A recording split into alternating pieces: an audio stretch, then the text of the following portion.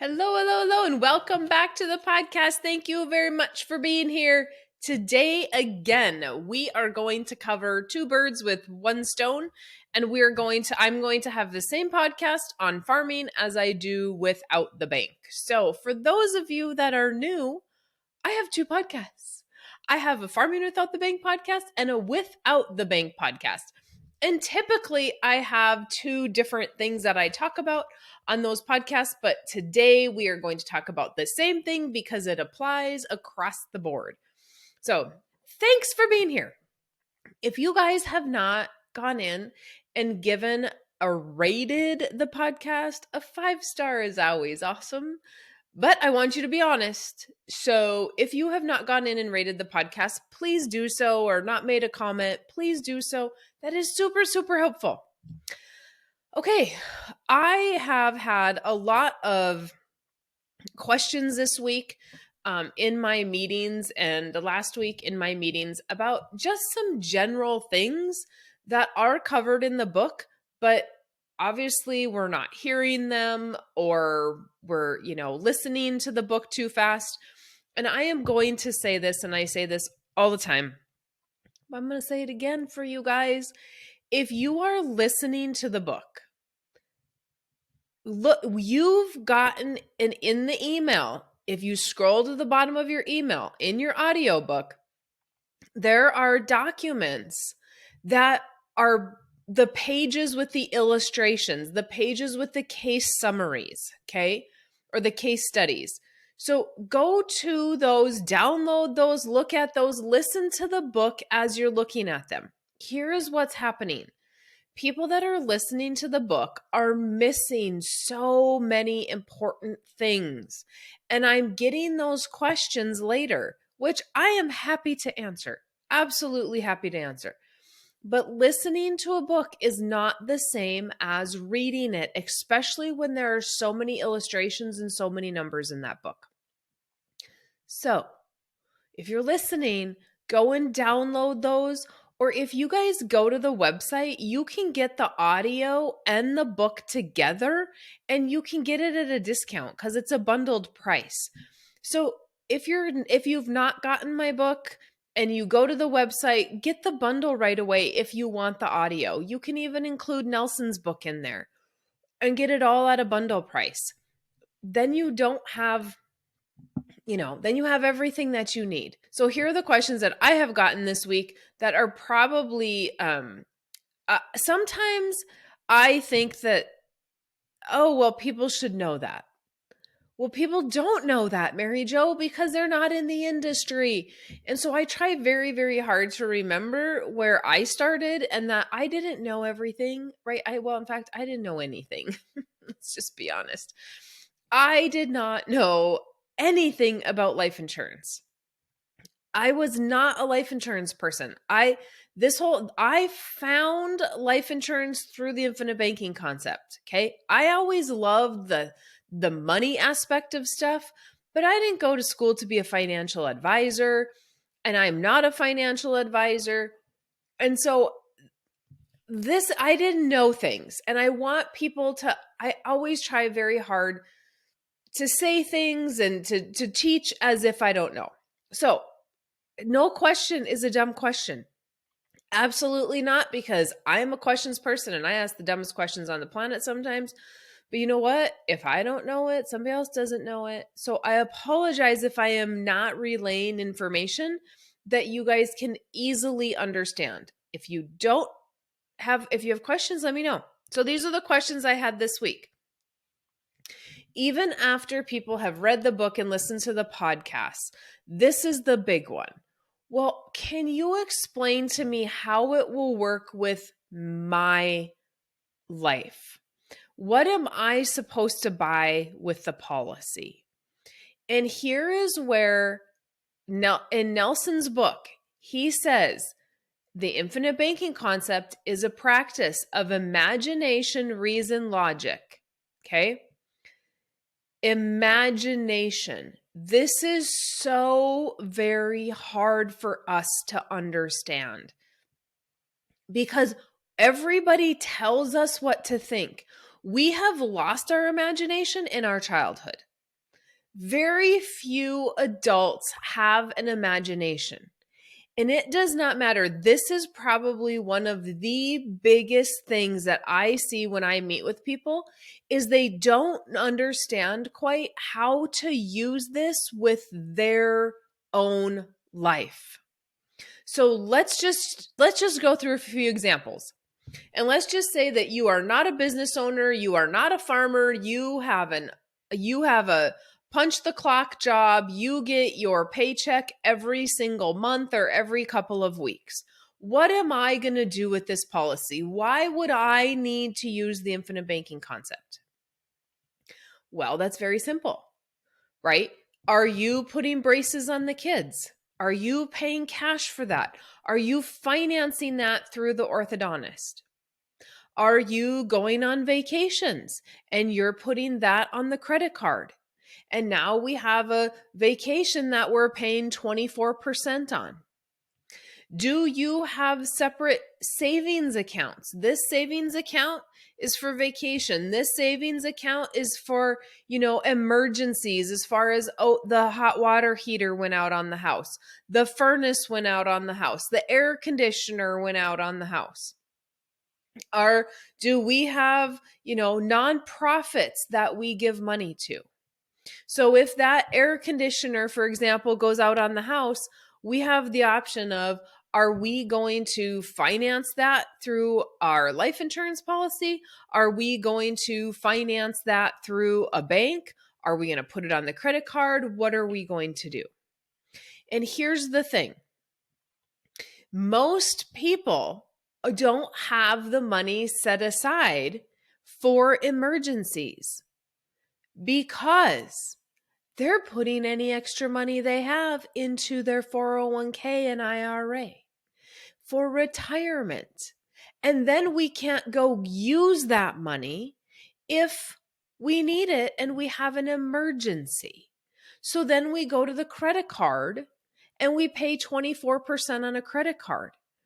Well, your 401k is not making 24%, but that's retirement and we segregate those things. So what if we were putting money into a life insurance policy using the infinite banking concept, okay? And in that, when we had an emergency, we borrowed from that and we paid it back. So now we need a new air conditioner. So we're going to borrow from that policy and then we're going to pay it back. We need to put braces on the kids. We're going to pay that back. Anything, for the most part, that you are going to purchase. Some people that have policies say anything over a certain dollar amount, we're going to borrow from the policy. So I've known people to say anything over $1,000, we're borrowing from the policy. Anything under $1,000, we're just going to pay cash for that. It's totally up to you how you want to do that. And then it's totally up to you how you want to pay it back, right? So if you don't have a business, you can still use the infinite banking concept. It's just going to depend on what's going on in your life. Maybe you need home repairs. Maybe a washer and dryer went out. It's not a lot of times in these podcasts and with clients, I'm talking about bigger numbers because of the fact that most of my clients are business owners. So let's go there. What if I'm a business owner? What can I use this policy for? Well, if you're a business owner, and let's say that you own the policy personally, because that's what I'm going to recommend, you own it personally, and now the business needs vehicles. You can use it for that. What if I have a lot of payroll? Well, you could use it to do payroll every month. That's a pretty elaborate strategy, but you could use it to do payroll. You could use it to pay for employee benefits, right? If you are a single member and an only, a sole proprietorship kind of, where you're the only business owner like myself. I mean, I have 2 employees, but it's small business. There we go. That's the word I'm looking for. It's rough this morning as I'm recording this. Small business. If you are a small business, then if you have, let's say that you own a concrete company, you need forms, you need trucks, you have to pay for the concrete before you get paid, right? So if you're paying for the concrete and the homeowner has not paid you yet, we have a lapse in time. So you could use it as a line of credit. You could use it for the vehicles, like I said. If you own a bakery, you could use it for all of your racks, all of your pans, all of your ovens. You could use it to fix things. You could use it for decoration of the store. Let's say that you are a home interior decorator, right? So you don't have things. Well, guess what? You're buying things to put into people's homes. You could use it for that. And then when the people pay you, then you pay it back to the policy. Okay. There is never a lack of stuff to buy because it doesn't matter where you're at, there's always stuff to buy. This week, I had two of those questions, one from a young farmer and one from a wife that was an employee. And her husband owns part of a business, but they don't own the business solely. She's not involved in the business. And so she's like, well, how am I going to use that? Do you want to buy rental properties and have some passive income? For my young man, it was a matter of, you know what? You have an operating note that you cannot get from the bank. He has an off the farm job and he's farming, but he can't get an operating note from the bank. So why don't we then use our life insurance policy for inputs? Okay. Seed, fertilizer, chemical, use our policy for inputs, and then he can pay that back. And here's the other thing. A lot of people think, well, I can't start these policies until I have all my debt paid for. And in the scenario of this young man, he wanted to pay off his tractor. People want to pay off their automobiles. They want to pay off their mortgage. They want to pay off the boats. They want to pay off the camper. They want to, pay off the cattle, the land, whatever. If we want to be debt free before we start the infinite banking concept, you're never going to get started. It's never going to happen. Now, there are times where I'm going to say, you know what, let's just hold off because I don't think it's a good time for you to start. And that's typically when you have a lot of debt. But let's just take this young guy as an example. He wanted to pay off his tractor. Even though his payments are only $10,000 a month and his tractor was going to be, I think, about $40,000. So if you're going to pay off, you're going to take $40,000 and pay that tractor off versus just giving the bank $10,000. Where's that other $30,000 going? Right? It's going to the bank.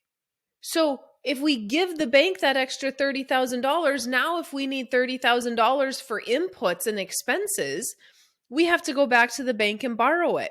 No different than if you're a business owner and you have equipment. If you have overhead that you want to pay off, you've already got the loan for that. If you have a Bobcat, if you have a forklift, if you have pickups that you already have a loan for and you want to pay those off, you gave the bank all your money. And now we have to go back to the bank and borrow it again if we need it for operating the business. Okay. This is no different than if you are a homeowner. Today's rates are a little bit different. As I'm recording this, we're at about 6%, I believe right now, 6.25% for a house. And so many people are like, oh, Mary Jo, I want to pay off my house before we start this. So I'm going to wait 10 years, or I'm going to put all my extra money there. Okay, but then what happens when you need the money inside your house? Because it's equity. You have to go back to the bank to borrow it. Would you be going back to the bank today at 6% interest? No, because interest rates were 2.5%, 3%. And now we're going back at a higher interest rate. And so there are a million ways to use the policy. That is why Nelson calls it infinite banking. That is why we need to use imagination. We also need to use logic in when do we use the money, when do we not? Do we want to pay off the debt? Do we want to have the liquid cash? It's an exercise in imagination, reason, logic, and prophecy. If I am to quote Nelson's book exactly, those things are so super important. So I'm just going to encourage you to sit down and think about, what do I buy that I make payments on? Those are all things that you can use the policy for. If we're putting money into a 401k or an IRA, that money is there locked up essentially. That is our retirement bucket. We can't go there and access that money. However, if we put that same dollar into an infinite banking policy, it's unlocked and we have access to use it for all things we want to use it for. It's infinite. You can lend money to other people. If you're sitting there saying, "Well, I don't need anything. I don't buy anything." Great, then lend money to other people. Use it as savings, give it to a nonprofit. Ultimately, it doesn't matter. You can do whatever you want. Okay. That was a whole podcast. I didn't think I would have to go on that long, but I think that was good. I feel like that was good. Let me know if you have questions. If you have read the books or listened to the books, okay? Mine or Nelson's, doesn't matter. If you have listened to the books and you want to set up a consultation because you want to know how this is going to work with you, do that, because that's when it makes most sense. So do that, set up the consultation. We'll go over all of your stuff, get all of your numbers, figure out what you have going on, and then we'll figure out how to use it for you. We'll figure out what the right numbers are for you, if there are good numbers for you. Sometimes we have to wait. Sometimes we don't, right? But how are you going to know unless you set up an appointment? So get the book, set up your appointment, then we visit. In the meantime, if you have questions, let me know. MaryJo@withoutthebank.com. I am happy to answer those, and I do answer every single email that comes through. So let me know if you have comments, questions, concerns, whatever. I'm here. Otherwise, you can go to withoutthebank.com, grab the book, or go to farmingwithoutthebank.com, grab the books. Either way, you'll find me. Just don't go to Amazon. Oh, and before I forget, I will be in Cody, Wyoming next week on the 14th. I am doing a Farming Without the Bank seminar in Cody. You can go to farmingwithoutthebank.com/events and you can get your ticket there. So get your ticket. We have a limited number of spots for the facility that they can only hold a certain amount of people. So we have a limited number of tickets. Go ahead, get your ticket. Super inexpensive, $25. But it'll be fun. You'll get to see me in person. I'll get to meet you, explain everything to you. It'll be a good time. Have a great rest of your day.